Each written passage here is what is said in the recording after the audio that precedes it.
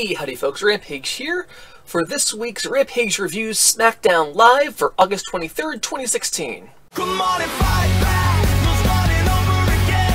So I don't know what's going on with the WWE after SummerSlam. I know there's a lot of backlash against the SummerSlam card and the presentation of it, but someone took the training wheels off of all the wrestlers and said, go wrestle, go do what you do.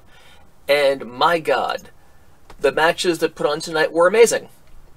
So let's run down what happened tonight. We start off with a bunch of guys backstage in the locker room. AJ Styles walks in with the, proceeds to put on the John Cena headband that was left in the ring last night.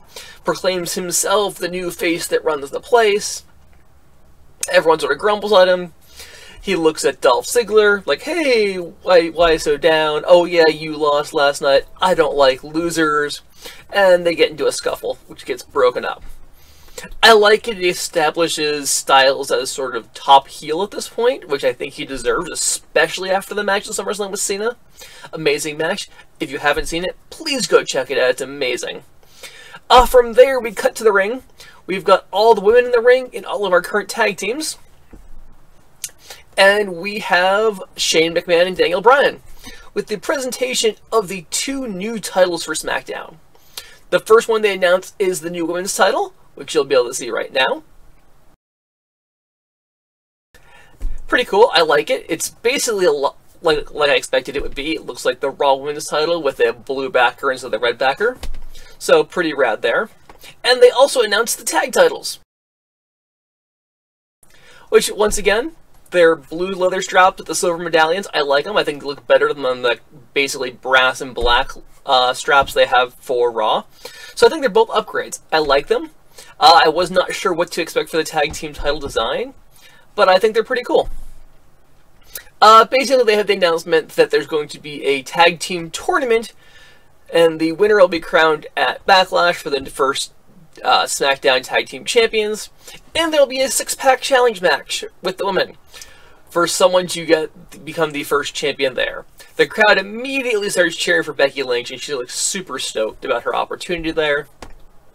It's gonna be tough competition, but my money is on Becky at this point. At that point, and the crowd's behind her too. The crowd's chanting her name left and right during this promo. At which point, Heath Slater shows up. He's like, whoa, whoa, whoa, whoa, whoa. Like, you got gold out here? I want gold. They crack a few jokes that he can't wrestle for a women's title, doesn't have the equipment, doesn't have a partner, so he doesn't have the equipment for a tag team title match. Shane says if you can find a partner, you can wrestle in a tag team tournament, and you'll get a contract only if you win. I like the running joke of Heath Slater not being signed to a brand. I'm interested to see how far they can stretch this out. It's sort of like the Eva Marie stick, but different. I like it. Our first match, we have Becky Lynch taking on Alexa Bliss. Once again, these two women can go, and a hell of a match. I like that Becky spent most of the match working over the arm of Alexa Bliss, and then beats her with a disarmer. It's simple things like that that just work well, and we're seeing a lot more of that on Raw this week and on SmackDown. I like it. Becky gets the win, but Alexa won last time, so they're both even. And even after this match, I don't think anyone came out looking weaker than anyone else. Sure, Becky wins, but Alexa still looked good in the course of the match. We move from there to Heath Slater backstage, walking through the halls, sees The Miz, starts basically like, hey, yeah, you know what, you and I should do this thing. He's like, yeah, we should do this. Like, you know what, we can, like, we'll be champions. Like, yes, it'll be a new thing we'll be doing. The Miz goes back and forth a few times, and The Miz pulls back his hood. You realize he's talking on the Bluetooth. He turns to Maurice, like, I've got it. That was Spielberg. I think I'm going to be the next Indiana Jones. And poor Heath Slater looks like he's going to cry. From there, we have the Usos taking on the Ascension. This is the Ascension from NXT. This was like the smash mouth, in your face, hard hitting Ascension. I've been waiting for this, and these guys just turned it up the extra gear and went tonight. I love it. Great back and forth match. In the end, however, the Usos do get the win, and they do move on via the top rope splash. After that, we have AJ Styles comes out. He basically cuts the whole promo on the face that runs the place. I deserve a title shot. I should be fighting for the championship. At which point Dolph Ziggler comes out. Security basically holds them apart. Daniel Bryan comes out and goes, you know what? You do deserve a title shot after this. But you know what? Dolph sort of does too. Like, sure, he didn't win, but he almost won. Since when does almost winning count in wrestling? I don't know. This is part of the everyone gets their shot thing, I guess. But the match is set up tonight that it's Dolph Ziggler versus AJ Styles. If Dolph wins, he's added to the main event of Backlash, making it a triple threat. If AJ Styles wins, it remains a singles match versus Dean Ambrose. From there, we have Carmella come out, then Nikki Bella comes out. They do a little interview with Nikki Bella before the match, but during that promo, Carmella jumps her from behind, hits a bunch of moves, DDTs her. It's like, works over the neck. We know Nikki Bella has a recently surgically repaired neck. Carmella works over the neck and leaves. We don't actually get a match out of it, but I like the psychology of, you've got a weakness, I'm going to exploit it. Not so sure about Carmella working heel. We'll have to see how that goes. But we'll have to see what next week brings us. From there, we have Orton comes out and basically says that he fought Brock Lesnar. You know what? Things happen. Ted Staples in his head.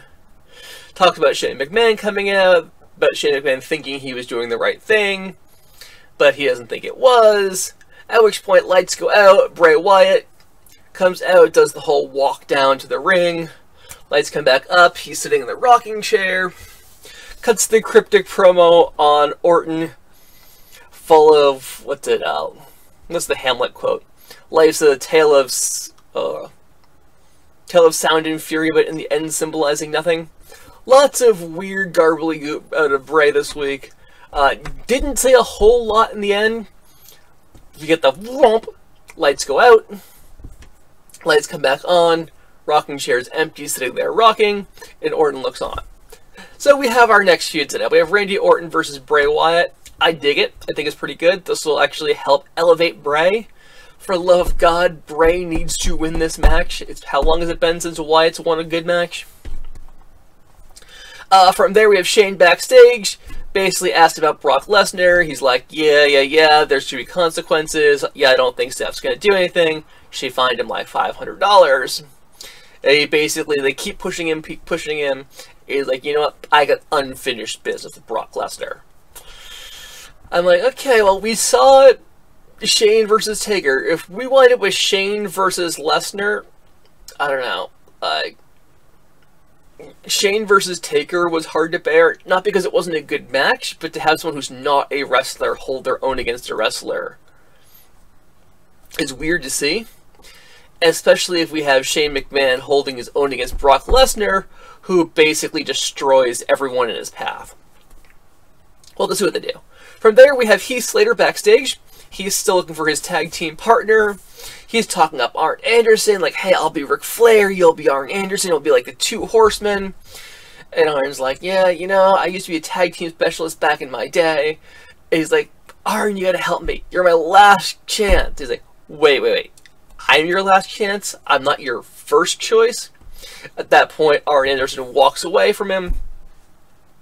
Heath Slater's beside himself. And Rhino shows up. The first guy that beat Heath Slater for a title, or not for a title, for a contract. And he says, you know what, I'll help you pay off your above ground pool and pay for your kids. Let's do this.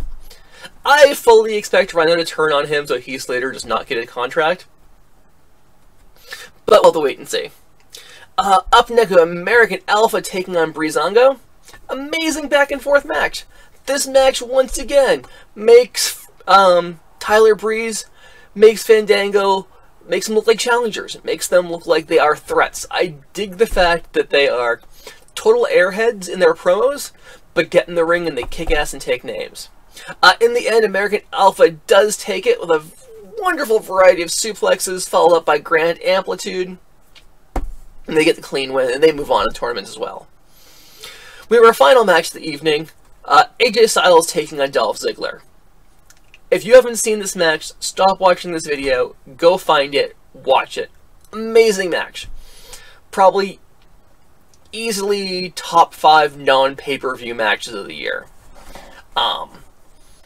everything you could pick from the two of these guys. They tore the house down. In the end, Styles does get the win. You've got Ziggler coming back into the ring. Styles kicks the rope into the groin. It hits Styles Clash for the 1, 2, 3. Until then, they've gone back and forth, false finishes, kicked out of super kicks, of dodge the 450 splash, the crazy satellite DDT. Amazing. Match ends with AJ Styles sliding out of the ring, basically slapping the headphones off the head of Dean Ambrose, who's doing commentary. You get the stare down between the two of them as security sort of keeps them separated. I'm digging the idea of security keeping people separated at this point. Yeah, it's a UFC trope at this point from whatever that fight was.